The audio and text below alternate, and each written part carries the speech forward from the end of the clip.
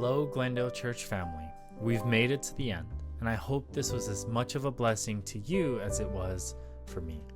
Whether you've watched a few or watched all of them, my hope and prayer is that you found this to be a blessing as we wrap up our year and as we take this month to reflect on the life of Jesus according to the Gospel of Luke.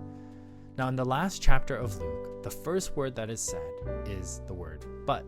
In grammar, it's a conjunction that connects what happens in the last chapter with this one. So yesterday, we saw the terrible crucifixion of Jesus on the cross.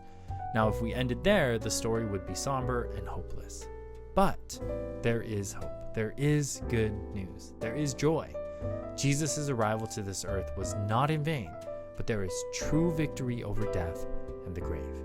I love this final chapter of Luke, not because it leaves us on a happy note, but because of the response of everyone in light of the fact that Jesus is alive.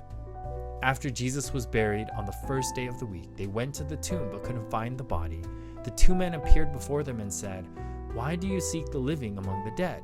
He is not here, he has risen." Immediately, they went back to tell the others about what they had witnessed. After, we see the scene of Jesus appearing to the two who were on the road to Emmaus.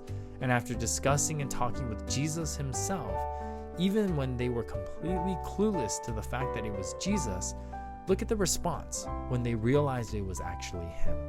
Verse 32 says, "They said to each other, 'Did not our hearts burn within us while he talked to us on the road, while he opened to us the scriptures?' And they immediately went back to Jerusalem and told the 11 that Jesus was actually alive." Finally, Jesus appears to the disciples in the flesh and made it clear that he was risen. And finally, we see the final response to the reality that Jesus was alive.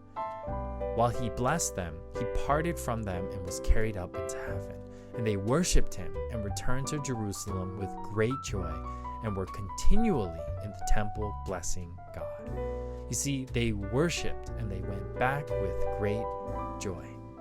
And there is good news. And the good news is that Jesus is alive, not just in the Bible, but even to this day, Jesus is alive. So what will our response be to this real reality?